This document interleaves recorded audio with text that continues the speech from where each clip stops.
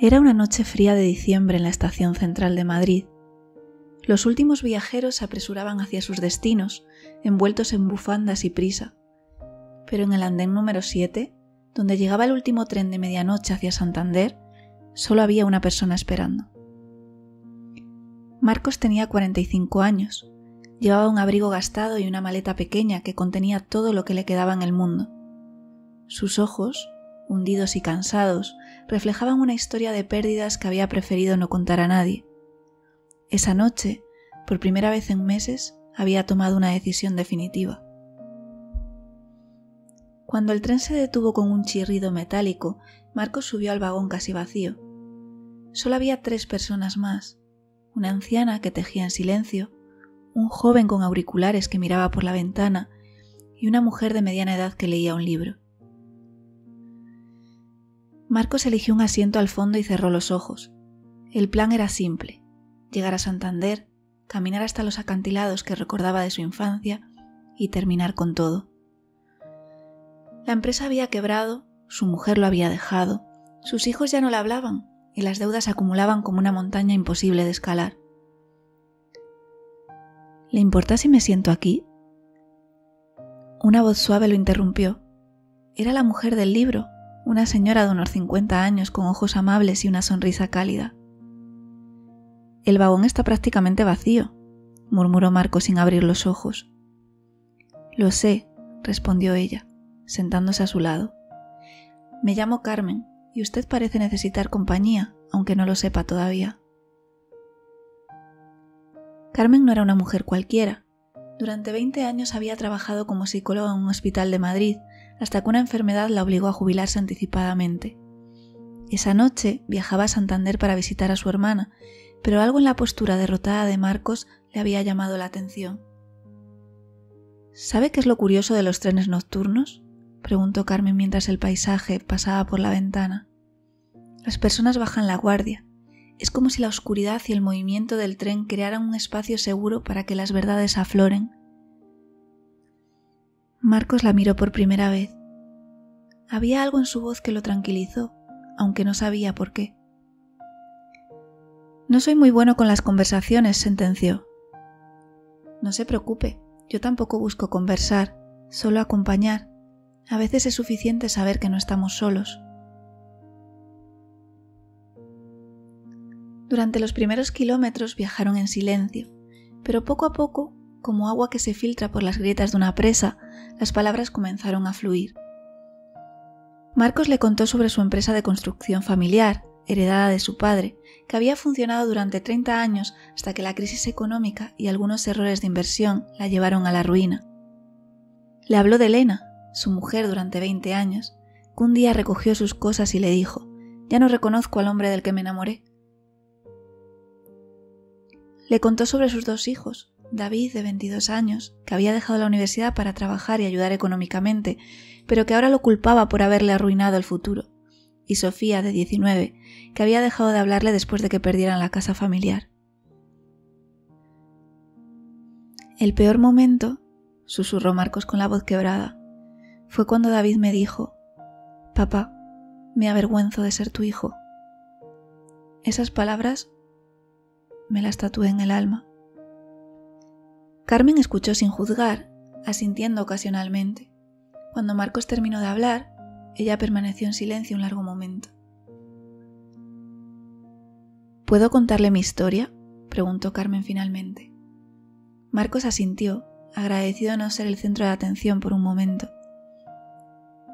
«Hace 3 años perdí a mi único hijo en un accidente de tráfico. Se llamaba Alejandro, tenía 28 años y acababa de conseguir el trabajo de sus sueños como maestro. Él era mi mundo entero». La voz de Carmen se volvió más suave, pero no se quebró. «Durante meses culpé a todos, al conductor que se saltó al semáforo, a los médicos que no pudieron salvarlo, a Dios, a mí misma por haberle regalado el coche que conducía esa noche. El dolor era tan intenso que pensé que no podría sobrevivir a él». Marcos sintió cómo su propio dolor se reflejaba en las palabras de esta mujer. «¿Cómo siguió adelante?», preguntó Marcos. «Al principio no lo hice. Dejé de trabajar, me aislé de todos, dejé de cuidarme.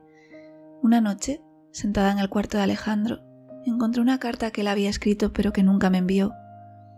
Era para mí, para el Día de la Madre. Carmen sacó una carta gastada de su bolso. Decía: «Mamá, espero algún día poder ayudar a otros como tú me has ayudado a mí. Tu corazón es lo más grande que conozco y sé que siempre encontrarás la manera de sanar las heridas de quien lo necesite». Esta carta me salvó la vida, continuó Carmen. Me di cuenta de que Alejandro no había querido que me rindiera, así que comencé a hacer trabajo voluntario, ayudando a otras familias que habían perdido a sus hijos, y descubrí algo sorprendente. Al sanar a otros, yo también me sanaba. Marcos sintió algo moverse en su interior, una pequeña luz en la oscuridad que había sido su mundo durante meses. «Pero es diferente», murmuró. «Usted perdió a alguien que la amaba. Yo decepcioné a todos los que se suponía que debía proteger». «¿De verdad cree eso?», preguntó Carmen con gentileza. «¿Cree que David trabaja día y noche solo por rabia? ¿Cree que Elena lo dejó porque no lo amaba? ¿O porque no sabía cómo ayudarlo con su dolor? ¿Y Sofía? ¿Cree que una hija deja de amar a su padre solo porque atraviesa momentos difíciles?». Las palabras de Carmen resonaron en la mente de Marcos como campanadas. Por primera vez en meses comenzó a ver su situación desde una perspectiva diferente. «Durante estos meses», continuó Carmen, «usted se ha castigado tanto que ha perdido de vista algo fundamental. El fracaso empresarial no define quién es usted como persona. Los errores no borran los años de amor, dedicación y sacrificio que ha dado a su familia». «Pero las deudas, la vergüenza, el daño que causé», dijo Marcos. «Son reales, sí, pero también son reparables. ¿Sabe cuál es la diferencia entre un problema y una tragedia? Los problemas tienen solución, aunque no la veamos al principio». Carmen le contó sobre su hermana, que había perdido su casa durante la crisis de 2008 y había tenido que empezar de cero a los 52 años. Hoy tiene un pequeño bed and breakfast en la costa. No es millonaria, pero es feliz. La vida tiene una manera peculiar de ofrecernos segundas oportunidades, pero tenemos que estar vivos para tomarlas. El tren se acercaba a Santander. Marcos sintió el peso de la maleta en sus piernas, pero ya no le pareció tan pesado. Durante las últimas 3 horas, algo había cambiado en su interior. «Carmen», dijo finalmente, «tengo que confesar algo. No vine a Santander de visita. Vine a terminar con todo». Carmen asintió lentamente, sin sorpresa. Lo sospechaba. El equipaje ligero, la mirada perdida, la hora del viaje, son señales que he aprendido a reconocer. ¿Y qué le diría a alguien como usted a alguien como yo? Carmen lo miró directamente a los ojos. Le diría que esta conversación no fue casualidad. Le diría que su historia aún no ha terminado, que los capítulos más hermosos a veces vienen después de los más oscuros. Y le diría que sus hijos necesitan ver a su padre. Necesitan ver a un padre que se levanta después de caer, no a uno que se rinde. Cuando el tren se detuvo en Santander, Marcos permaneció sentado un momento más. «¿Qué hago ahora?», preguntó. «Ahora», respondió Carmen entregándole una tarjeta, «llama a David, solo para decirle que lo amas y que lo sientes. No para pedir perdón por los errores, sino para pedir una oportunidad de enmendarlos. ¿Y si no quiere escucharme? Entonces lo intentas con Sofía. Y si ella tampoco quiere, esperas una semana y lo vuelves a intentar.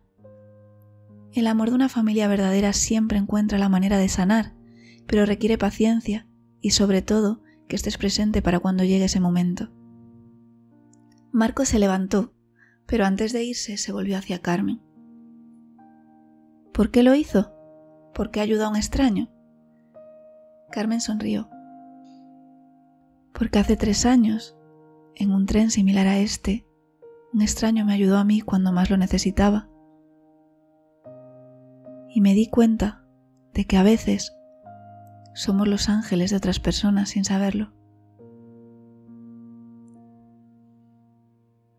6 meses más tarde, Marcos estaba en un pequeño apartamento de alquiler en Madrid, trabajando como supervisor de obras para otra empresa. No era millonario, pero pagaba sus deudas poco a poco y, lo más importante, había recuperado el contacto con sus hijos. David había aceptado volver a la universidad con la ayuda de una beca y Sofía había comenzado a visitarlo los domingos. Elena y él habían comenzado terapia de pareja, sin prisas, reconstruyendo los cimientos de lo que una vez fue una gran historia de amor. Esa tarde de domingo, mientras preparaba la cena para Sofía, sonó el teléfono. ¿Marcos? Soy Carmen. ¿Cómo está? Estoy vivo. Carmen. Estoy vivo, Carmen. Verdaderamente vivo. Me alegra escuchar eso. ¿Sabe qué? La semana que viene tengo que tomar el tren nocturno a Barcelona. ¿Le interesaría acompañarme? Creo que hay alguien en ese tren que podría necesitar una conversación. Marcos sonrió, entendiendo perfectamente lo que Carmen le proponía. Será un honor, respondió. Y así comenzó una nueva tradición. Cada mes, Marcos y Carmen tomaban un tren nocturno diferente, no como pasajeros, sino como guardianes silenciosos de las almas perdidas que encontraban en el camino. Porque habían aprendido que a veces la diferencia entre la desesperación y la esperanza es tan simple como la presencia de alguien que se sienta a nuestro lado y nos recuerda que no estamos solos. Esta historia nos recuerda que en nuestros momentos más oscuros, cuando sentimos que no hay salida, a veces la ayuda llega de la manera más inesperada. El poder de la compasión humana puede cambiar el curso de una vida, y todos tenemos la capacidad de ser esa luz en la oscuridad de alguien más.